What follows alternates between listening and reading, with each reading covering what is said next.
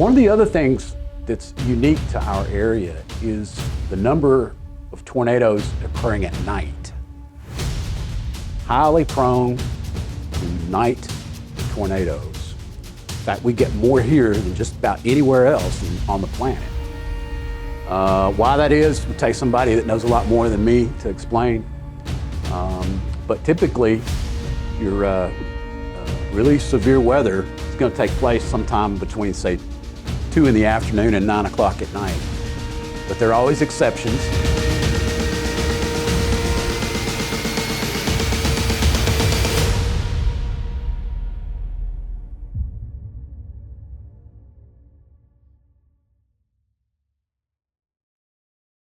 Grace Family Pharmacy announces new medication packaging service. It provides a simpler, safer medication experience through convenient, personalized packaging using the latest in pharmacy robotics. We're located at 357 West Main Street. Our phone number is 931-473-6418. McMinnville, you're a great place to be.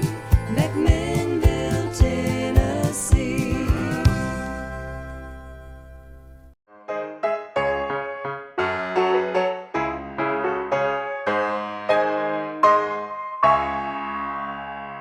Not many things last a lifetime, but when they do, there's something special.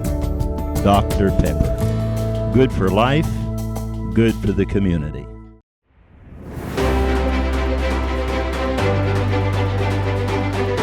Welcome to another edition of Community Insight.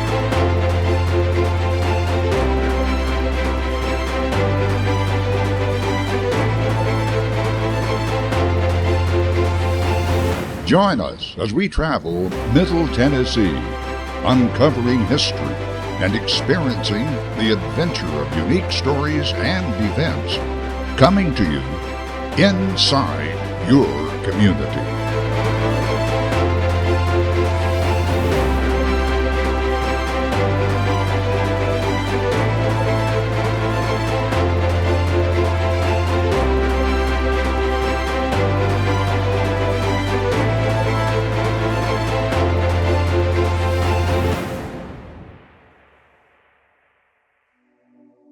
I'm Chuck Haston, Director at Warren County 911 Center, and I have been here 19 years.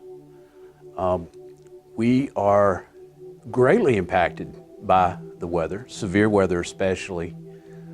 In fact, weather dictates our scheduling, the way we operate, the priority on calls that we process. Weather is a great factor in the operation at a 911 center. So, given that this is springtime and weather in our area can always be tricky, I wanted to show you a couple of ways that you can prepare yourself for severe weather. They're very easy, doesn't take much time at all. But I'm going to go through what we do here when we consider what the outlook for severe weather might be for Warren County. And behind me, you can see this is the National Weather Service webpage, Nashville. Easy to get to. You can just search Nashville NWS, Nashville Weather Service, or weather.gov/Nashville. Several ways to get to it. It's a great site, pretty simple, but the first thing that we do in the springtime, especially when severe weather is in the forecast, is we go from top to bottom on this. A lot of great information here. This is what your tax money pays for, and I believe it goes toward a good use when it comes to the National Weather Service. And we view our relationship with them as a partnership. We receive some briefings from them prior to any severe weather, pretty in-depth briefings. But this is a great place to start. It's maintained well. It's new information every couple of hours. And you can also monitor ongoing weather events. At the bottom, this is an example of maybe a 1 or 2 sheet outlook for the possibility of severe weather. But this is always a great place to start. I like weather anyway, so I look at it all the time, but it doesn't take long to pull up and in view, just to be aware. In my opinion, 90% of a positive outcome in severe weather is just knowing about it. So this is one way that we educate ourselves. Another is, for those of you who kind of want to get a little deeper into it, it's called the SPC, Storm Prediction Center. The SPC's job is to provide outlooks on the potential for severe weather. And it gets very in-depth and detailed. But again, this is another tool that we use. There's some information about past weather events. And it's really a lot of neat science going on there. If you want to take another step further, again, your tax dollars are paying for it, and I believe it goes to good use here. Now, in the moment, when severe weather is actually happening, we use this. It's the National Weather Service SAFER dashboard, and this is for emergency responders. You can use it. There's no prohibition against anyone going to this page. But this gives us information about ongoing severe weather events, tornado warnings, severe thunderstorm warnings. Has live radar, which is updated. You don't have to go in and refresh it. And you can zoom down to the level that you want to go to, and it will give you all that information. You can actually go in and read the details on the warnings. So this would be a tool that we use during a severe weather event. It's just a great situational awareness tool because when you're dispatching, taking calls, you kind of need it simple and to the point. This has several tabs at the top, but this is the one we use the most. As far as getting the word out about severe weather, so we have television meteorology, or things like weather radio, which I would always encourage people to consider, but also your phone. And nowadays, it's a lot easier to get severe weather information into people's hands, literally, than blowing a siren. We still do that. I hope someday we'll get away from that because the technology exists now really to, in a very accurate way, get that information straight to your hands. The Weather Service is presently seeking input, which means considering a change, of even narrowing even more the areas that are warned, so that if you're not in that area, your phone is not making noise and like it would be, say, for an Amber Alert. So they're trying to narrow that down because the technology is such that allows them just the areas that are affected within the county. So it might be affecting your neighbor across the street, but not you, so you wouldn't get that. But me, I kind of like to know what's going on, big picture-wise.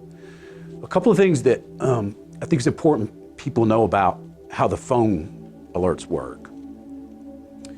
On your cell phone, there's a service or software running called Wireless Emergency Alerts, WEA. And that's in your settings.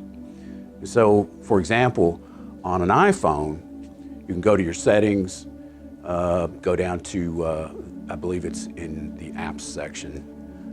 But at any rate, it's in your phone. You can go down and make sure that those are turned on. So you want your phone to be enabled to receive government wireless emergency alerts. Those are typically sent from TEMA, Tennessee Emergency Management Agency in Nashville. But you always want to make sure those are on. And it's the same alert that you would get for an Amber Alert. This information actually is free and it will keep you safe. The wireless emergency alerts, and if you have a question about how to do it on, say, an Android versus an iPhone, it's real easy to pull up on the internet to see. Just double check that. And I always encourage people on social media when I make posts occasionally to double check their phones that maybe you hadn't turned that off. Very important. But we have some great technology that gets this information into your hands.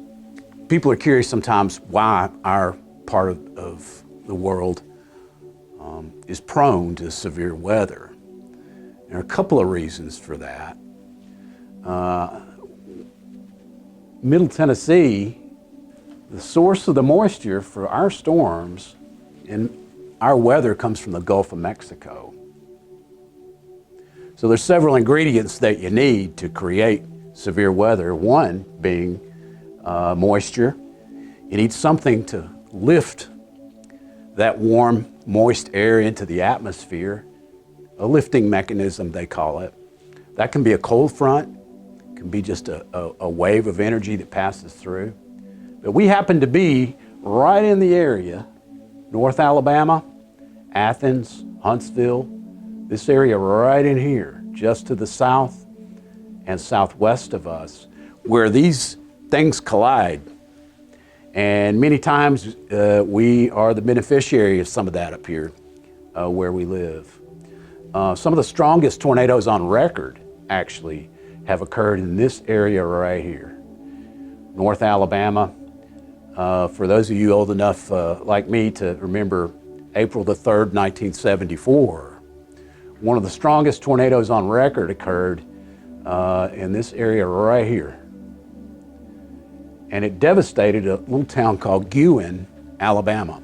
Bona fide EF5 or F5 at the time. One of the strongest tornadoes to ever hit in the Southeast. As a matter of fact, satellite pictures picked up the track of that particular storm. One of the other things that's unique to our area is the number of tornadoes occurring at night. We are Tennessee, this area, North Alabama, all the way back to Jackson, Memphis, this entire area that you see here, let me drag it this way a little bit, highly prone to night tornadoes. In fact, we get more here than just about anywhere else on the planet. Why that is would take somebody that knows a lot more than me to explain. But typically, your really severe weather is going to take place sometime between, say, 2 in the afternoon and 9 o'clock at night. But there are always exceptions, like the tornado that hit our friends in Cookeville a year ago, in Nashville. That system was all by itself out here to the west of Nashville, and you could watch that move all the way across. And I believe it came into Cookeville sometime after midnight. And then, if you recall, I believe it was maybe in December, I think it was, we had a tornado that traveled from Arkansas clear up into Kentucky, and then that was a devastating storm. So these long track tornadoes, when you hear the term from the weather folks on TV talking about long track tornadoes, that should get your attention to maybe dig in a little further and see what's in store. But keep in mind, 90% of a good outcome with severe weather, as I mentioned, is just knowing about it. And it doesn't take long, just a couple of minutes to think about what you're going to do if you're at work. Put on a baseball helmet. There are all kinds of things that you can think about, and a lot of information online through the Weather Service to guide you. But weather here, maybe I'm the exception, but weather here for us dictates how the day's going to go, and then what issues we might face later in the day afterward. So it's a big part of our day, and if it just takes a couple of minutes to get online, check your phone, just be aware of what the weather is. And again, that's 90% of it. I don't recommend chasing storms. They are fascinating. One interesting thing that I'll leave you with has to do with weather radar. And the Weather Service has a great weather radar display here that you can turn on from anywhere. They've really made this nice, where all of the weather radar installations are overlaid. You don't see one from here and one from there. They're all put together. But Nashville, the Doppler weather radar in Nashville, once you get out around Warren County, if you think about it, the earth curves, that radar beam is sweeping level, and so it's seeing a higher part of the storm when it gets to us. I've heard anywhere from 6 to maybe 8,000 feet where they're looking. So they can't see what's happening close to the ground as well as they could, say, if you were in Murfreesboro. There's another radar installation just to the, up here on a hill, just to the northeast of Huntsville, at a place called High Top. As the crow flies, it's maybe even a tad closer than the Nashville installation is. But the further away you are from the antenna itself, the higher up in the storm the radar beam is passing, simply because of the curvature of the earth, which is kind of interesting to me. I know that there's some advancements, a lot of smart people who involved in the Weather Service, much smarter than I am, but there are a lot of advanced technologies in play with the weather radar systems they're using now. In fact, weather radar now, Doppler radar can pick up debris in the air. And you never want to see that. But that's one way to confirm, and a tool that they use to confirm that yes, there is a tornado. Lastly, the spotter program. Now, I'm a nerd, I'm a weather nerd, but I really enjoyed the spotter program that was offered by the Weather Service in Nashville. In fact, you can do it remotely. You don't have to go anywhere. And you learn a lot of interesting things about the weather. But one of the things they always leave you with is that it doesn't matter the technology that exists in the field today as far as radar goes, they still depend on people, trained spotters, to confirm what's actually happening on the ground, or the ground truth associated with severe weather. So you can reach these classes. They take about an hour and a half, and they have the schedule posted on their website. And these are all basic. They have a basic and an advanced class. You can actually do it all on your phone if you want, but it's free. And it's really interesting if you like weather. And you get to hear from the actual meteorologists who are making the decisions about how to keep us posted on weather. It's really fascinating. So I would highly recommend that you do that. The deal with the Skywarn is the spotter network. And so there's a way, and you're provided that information when you take the spotter class. And so you are out on behalf of the Weather Service, watching, seeing what's happening on the ground, hopefully from a safe distance. And then you report that to the Weather Service, because they still depend on that. That program was formed right after the April 3rd, 1974 tornado outbreak. And you know, if you like weather like I do, it'd be right in your wheelhouse. It's free, and again, it's your tax dollars at work. I happen to think that it's money well spent as far as I'm concerned, because we make a lot of decisions based on the Weather Service, including activating the tornado sirens in the city of McMinnville. We do that based on information from the Weather Service.